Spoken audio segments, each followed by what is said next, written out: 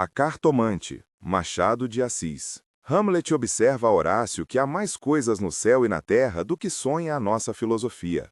Era a mesma explicação que dava a bela Rita ao moço Camilo, numa sexta-feira de novembro de 1869, quando este ria dela por ter ido na véspera consultar uma cartomante. A diferença é que o fazia por outras palavras. Ria, ria, os homens são assim, não acreditam em nada. Pois saiba que fui, e que ela adivinhou o motivo da consulta antes mesmo que eu lhe dissesse o que era. Apenas começou a botar as cartas, disse-me: "A senhora gosta de uma pessoa." Confessei que sim. E então ela continuou a botar as cartas, combinou-as, e no fim declarou-me que eu tinha medo de que você me esquecesse, mas que não era verdade. Errou, interrompeu Camilo rindo. Não diga isso, Camilo. Se você soubesse como eu tenho andado por sua causa. Você sabe, já lhe disse, não ria de mim, não ria. Camilo pegou-lhe nas mãos e olhou para ela sério e fixo. Jurou que lhe queria muito, que os seus sustos pareciam de criança. Em todo caso, quando tivesse algum receio, a melhor cartomante era ele mesmo. Depois, repreendeu-a, disse-lhe que era imprudente andar por essas casas, Vilela podia sabê-lo e depois. Qual saber, tive muita cautela ao entrar na casa. Onde é a casa? Aqui perto, na Rua da Guarda Velha, não passava ninguém nessa ocasião. Descansa, eu não sou maluca. Camilo riu outra vez. Tu crês deveras nessas coisas? Perguntou-lhe. Foi então que ela, sem saber que traduzia Hamlet em vulgar, disse-lhe que havia muita coisa misteriosa e verdadeira neste mundo. Se ele não acreditava, paciência, mas o certo é que a cartomante adivinhara tudo. Que mais? A prova é que ela agora estava tranquila e satisfeita. Cuido que ele ia falar, mas reprimiu-se. Não queria arrancar-lhe as ilusões. Também ele, em criança, e ainda depois, foi supersticioso. Teve um arsenal inteiro de crendices, que a mãe lhe incutiu e que, aos 20 anos, desapareceram. No dia em que deixou cair toda essa vegetação parasita e ficou só o tronco da religião, ele, como tivesse recebido da mãe ambos os ensinos, envolveu-os na mesma dúvida, e logo depois em uma só negação total. Camilo não acreditava em nada. Por quê? Não poderia dizê-lo, não possuía um só argumento, limitava-se a negar tudo. E digo mal, porque negar é ainda afirmar, e ele não formulava incredulidade. Diante do mistério, contentou-se em levantar os ombros e foi andando. Separaram-se contentes, ele ainda mais que ela. Rita estava certa de ser amada. Camilo não só o estava, mas via-a estremecer e arriscar-se por ele, correr às cartomantes, e por mais que a repreendesse, não podia deixar-se lisonjeado. A casa do encontro era na antiga Rua dos Barbonos, onde morava uma comprovinciana de Rita. Esta desceu pela Rua das Mangueiras, na direção de Botafogo, onde residia. Camilo desceu pela da Guarda Velha, olhando de passagem para a casa da cartomante. Vilela, Camilo e Rita. 3 nomes, uma aventura e nenhuma explicação das origens. Vamos a ela. Os 2 primeiros eram amigos de infância. Vilela seguiu a carreira de magistrado. Camilo entrou no funcionalismo contra a vontade do pai, que queria vê-lo médico, mas o pai morreu e Camilo preferiu não ser nada, até que a mãe lhe arranjou um emprego. No princípio de 1869, voltou Vilela da província, onde casara com uma dama formosa e tonta. Abandonou a magistratura e veio abrir banca de advogado. Camilo arranjou-lhe casa para os lados de Botafogo e foi a bordo recebê-lo. "É o senhor?" exclamou Rita, estendendo-lhe a mão. "Não imagina como meu marido é seu amigo, falava sempre do senhor." Camilo e Vilela olharam-se com ternura, eram amigos deveras. Depois, Camilo confessou de si para si que a mulher do Vilela não desmentia as cartas do marido. Realmente, era graciosa e viva nos gestos, olhos cálidos, boca fina e interrogativa. Era um pouco mais velha que ambos, contava 30 anos, Vilela 29 e Camilo 26. Entretanto, o porte grave de Vilela fazia-o parecer mais velho que a mulher, enquanto Camilo era um ingênuo na vida moral e prática. Faltava-lhe tanto a ação do tempo como os óculos de cristal que a natureza põe no berço de alguns para adiantar os anos. Nem experiência, nem intuição. Uniram-se os 3. Convivência trouxe intimidade. Pouco depois morreu a mãe de Camilo, e nesse desastre que o foi, os 2 mostraram-se grandes amigos dele. Vilela cuidou do enterro, dos sufrágios e do inventário. Rita tratou especialmente do coração, e ninguém o faria melhor. Como daí chegaram ao amor, não o soube ele nunca. A verdade é que gostava de passar as horas ao lado dela, era a sua enfermeira moral, quase uma irmã, mas principalmente era mulher e bonita. Odor de fêmea, eis o que ele aspirava nela e em volta dela para incorporá-lo em si próprio. Liam os mesmos livros, iam juntos a teatros e passeios. Camilo ensinou-lhe as damas e o xadrez e jogavam às noites. Ela mal, ele, para lhe ser agradável, pouco menos mal. Até aí as coisas. Agora a ação da pessoa, os olhos teimosos de Rita que procuravam muitas vezes os dele, que os consultavam antes de o fazer ao marido, as mãos frias, as atitudes insólitas. Um dia, fazendo ele anos, recebeu de Vilela uma rica bengala de presente, e de Rita apenas um cartão com um vulgar cumprimento a lápis. E foi então que ele pôde ler no próprio coração, não conseguia arrancar os olhos do bilhetinho. Palavras vulgares, mas há vulgaridades sublimes, ou pelo menos deleitosas. A velha caleça de praça, em que pela primeira vez passeaste com a mulher amada, fechadinhos ambos, vale o carro de Apolo. Assim é o homem, assim são as coisas que o cercam. Camilo quis sinceramente fugir, mas já não pode.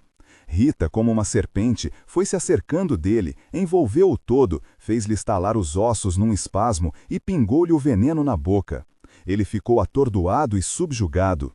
Vexames, sustos, remorsos, desejos, tudo sentiu de mistura. Mas a batalha foi curta e a vitória delirante.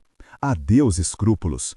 Não tardou que o sapato se acomodasse ao pé, e aí foram ambos, estrada fora, braços dados, pisando folgadamente por cima de ervas e pedregulhos, sem padecer nada mais que algumas saudades, quando estavam ausentes um do outro.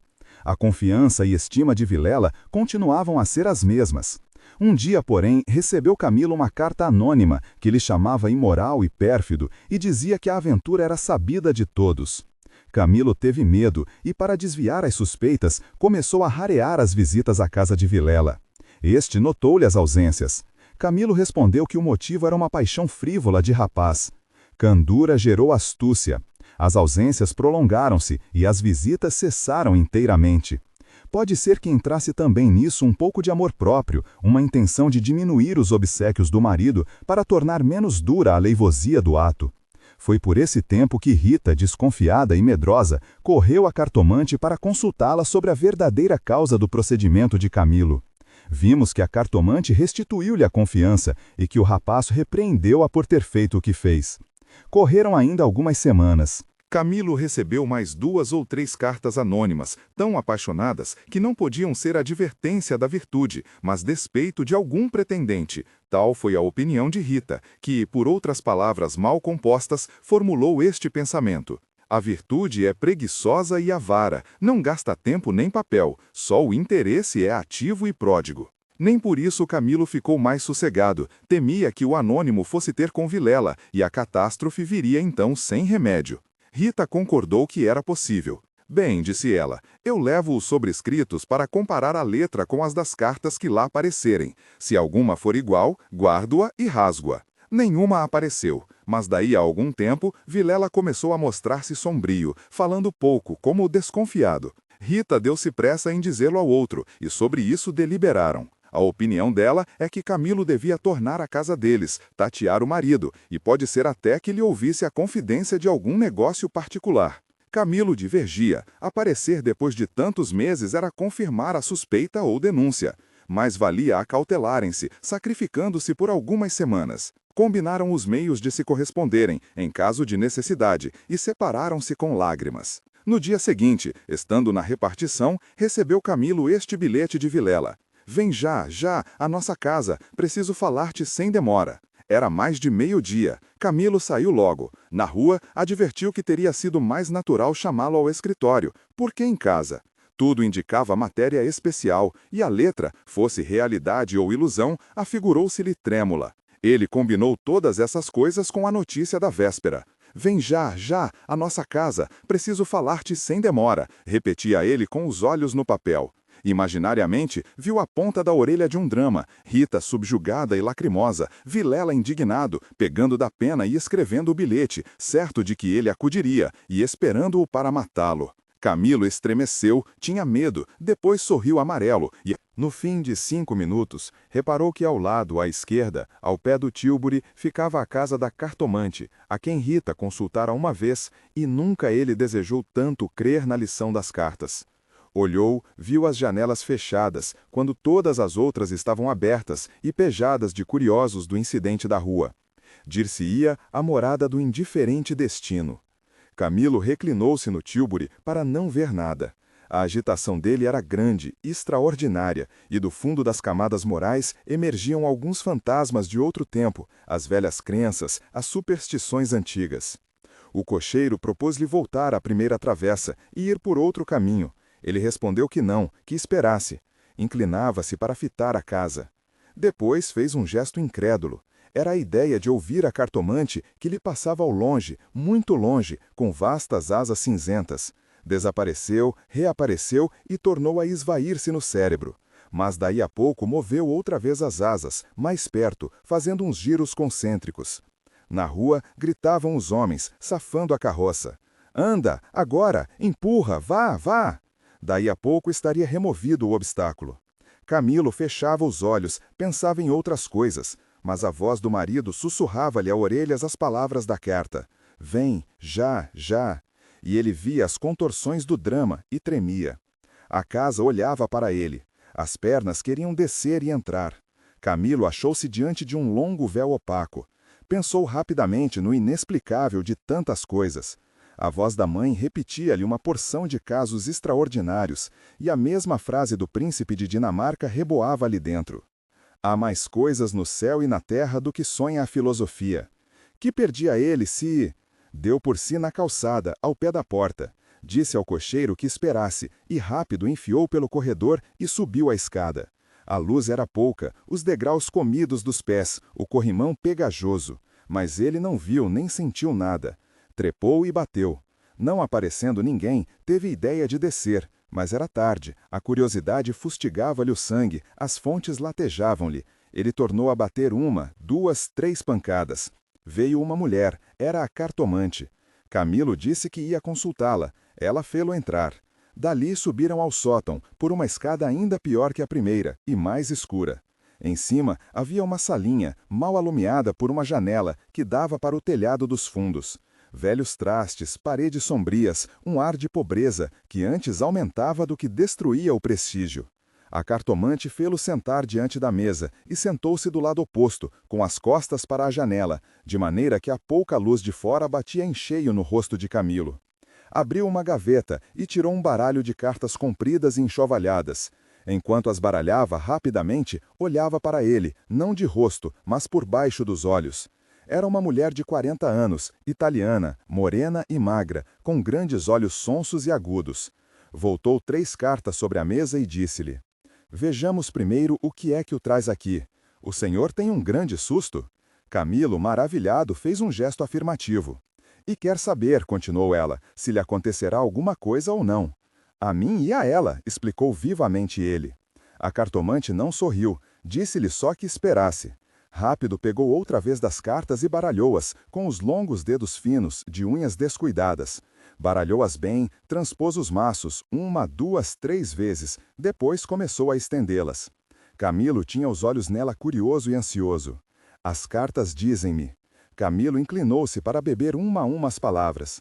Então ela declarou-lhe que não tivesse medo de nada, nada aconteceria nem a um nem a outro. Ele, o terceiro, ignorava tudo. Não obstante, era indispensável muita cautela. Ferviam invejas e despeitos. Falou-lhe do amor que os ligava, da beleza de Rita. Camilo estava deslumbrado. A cartomante acabou, recolheu as cartas e fechou-as na gaveta. A senhora restituiu-me a paz ao espírito, disse ele estendendo a mão por cima da mesa e apertando a da cartomante. Esta levantou-se rindo. Vá, disse ela, vá, ragazzo inamorato. E de pé, com o dedo indicador, tocou-lhe na testa. Camilo estremeceu, como se fosse a mão da própria Sibila, e levantou-se também. A cartomante foi à cômoda, sobre a qual estava um prato com passas, tirou um cacho destas, começou a despencá-las e comê-las, mostrando 2 fileiras de dentes que desmentiam as unhas. Nessa mesma ação comum, a mulher tinha um ar particular. Camilo, ansioso por sair, não sabia como pagasse, ignorava o preço. Passas custam dinheiro, disse ele afinal, tirando a carteira. Quantas quer mandar buscar? Pergunte ao seu coração, respondeu ela. Camilo tirou uma nota de 10.000 réis e deu-lhe. Os olhos da cartomante fuzilaram. O preço usual era 2.000 réis. Vejo bem que o senhor gosta muito dela. E faz bem, ela gosta muito do senhor. Vá, vá, tranquilo. Olha a escada, é escura, ponha o chapéu. A cartomante tinha já guardado a nota na algibeira e descia com ele, falando, com um leve sotaque. Camilo despediu-se dela embaixo e desceu a escada que levava à rua, enquanto a cartomante, alegre com a paga, tornava acima, cantarolando uma barcarola. Camilo achou o tílburi esperando, a rua estava livre. Entrou e seguiu a trote largo. Tudo lhe parecia agora melhor, as outras coisas traziam outro aspecto, o céu estava límpido e as caras joviais. Chegou a rir dos seus receios, que chamou pueris, recordou os termos da carta de Vilela e reconheceu que eram íntimos e familiares. Onde é que ele lhe descobriu a ameaça? Advertiu também que eram urgentes e que fizera mal em demorar-se tanto. Podia ser algum negócio grave e gravíssimo. Vamos, vamos depressa, repetia ele ao cocheiro. E consigo, para explicar a demora ao amigo, engenhou qualquer coisa. Parece que formou também o plano de aproveitar o incidente para tornar a antiga assiduidade. De volta com os planos, reboavam-lhe na alma as palavras da cartomante. Em verdade, ela adivinhara o objeto da consulta, o estado dele, a existência de um terceiro. Por que não adivinharia o resto? O presente que se ignora vale o futuro. Era assim, lentas e contínuas, que as velhas crenças do rapaz iam tornando ao de cima, e o mistério empolgava-o com as unhas de ferro. Às vezes queria rir, e ria de si mesmo, algo vexado. Mas a mulher, as cartas, as palavras secas e afirmativas, a exortação, vá, vá, ragaço e namorato, e no fim, ao longe, a barcarola da despedida, lenta e graciosa, tais eram os elementos recentes que formavam com os antigos uma fé nova e vivaz. A verdade é que o coração ia alegre e impaciente, pensando nas horas felizes de outrora e nas que haviam de vir. Ao passar pela glória, Camilo olhou para o mar, estendeu os olhos para fora, até onde a água e o céu dão um abraço infinito, e teve assim uma sensação do futuro longo, longo, interminável. Daí a pouco chegou à casa de Vilela, apeou-se, empurrou a porta de ferro do jardim e entrou. A casa estava silenciosa. Subiu os 6 degraus de pedra e mal teve tempo de bater, a porta abriu-se e apareceu-lhe Vilela. Desculpa, não pude vir mais cedo, que há? Vilela não lhe respondeu, tinha as feições decompostas, fez-lhe sinal e foram para uma saleta interior. Entrando, Camilo não pôde sufocar um grito de terror.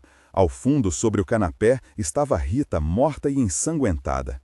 Vilela pegou-o pela gola e com 2 tiros de revólver estirou o morto no chão. Fim.